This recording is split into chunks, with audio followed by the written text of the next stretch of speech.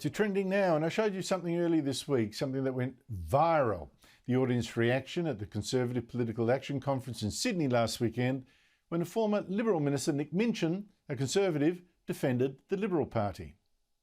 To be frank, I don't know that the Liberal Party needs a whole lot of changing. It has profound... I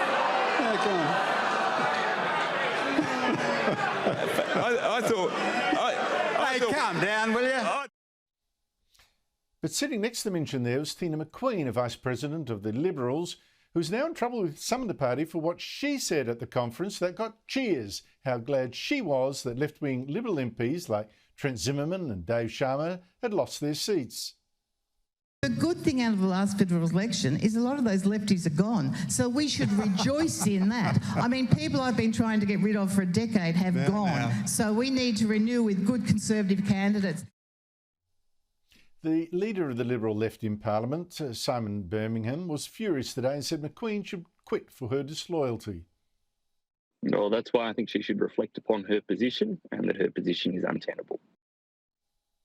Joining me is Daisy Cousens, a Sky News contributor with her own YouTube channel. Daisy, lovely to see you.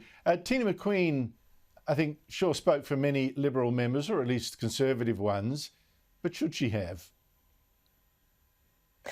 Well, look, Andrew, from my perspective as a Conservative who's not a member of the Liberal Party, I had no problem with the comments she made at all. As you said, she spoke for a lot of Conservatives. Certainly she spoke for this Conservative. And when I saw it, I actually felt a strange sense of relief that there is actually evidently a very senior member of the party who is aware of the moderate problem and has evidently been actively working to fix it. And if I'm feeling that way, well, a lot of the similarly minded Conservatives in the room were thinking so too, hence the fact she got the cheers. You know, if she was looking to curry favour with Conservatives on a panel that got horribly booed by a lot of Conservatives, she succeeded in that line.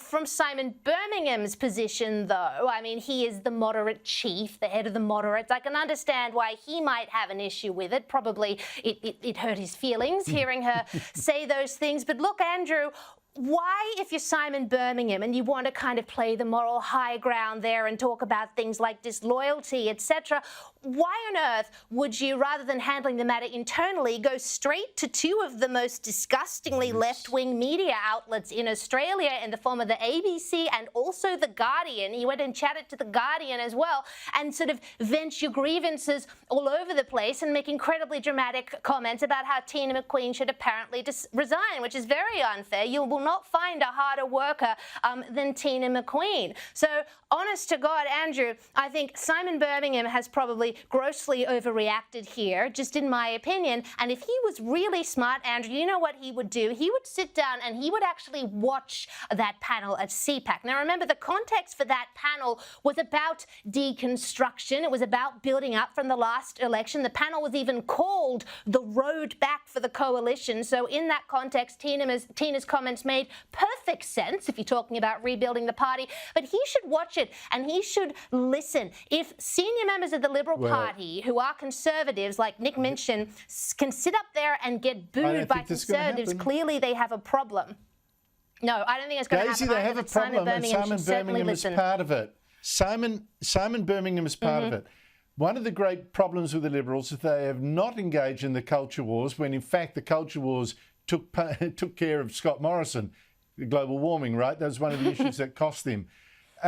Simon Birmingham today was actually asked about this religious freedom issue, right, at the Essendon Football Club. A Christian getting kicked out.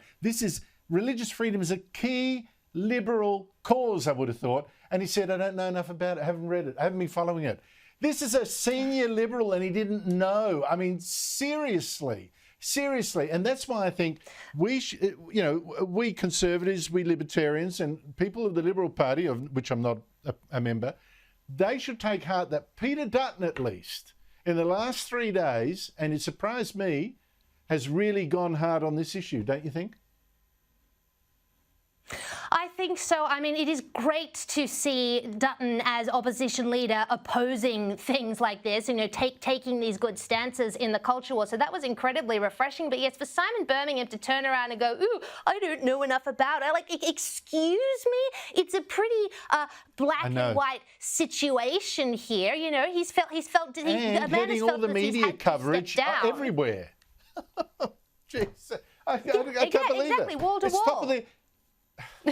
Oh, my goodness. And I don't know. I mean, for heaven's sake, mate, what are you in the Liberal Party for if you can't take an interest in that sort of stuff? I've talked about the incredible intolerance of the tolerant left and, you know, this Essendon Football Club, perfect example. There was a spectacular example on Britain's BBC on Monday when this nurse said Conservative Party voters who were being treated by the National Health Service there should not be resuscitated if they were dying. Here she is. You want to treat them, and it eats you up.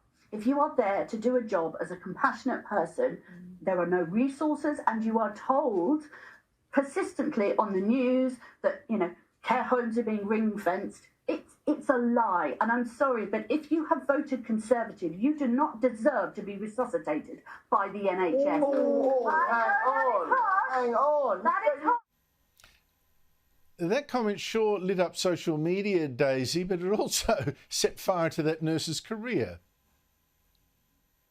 Well, it certainly did, Andrew. She said that just about no sooner as the clip went viral, she got a call from her new private health employer, who she had left the NHS for, to tell her that she was in fact fired for breaching their company's policy on going on the media. So yes, it was a very swift reaction in life and on social media. But look, Andrew, this is just another example we have of the supposedly tolerant, compassionate left behaving in a way that's anything but. How normalised is it now for leftists to wish death and destruction on not just their political opposition, but anyone who's perceivably not on the same team? It's outrageous, particularly from a nurse. I mean, for heaven's sake.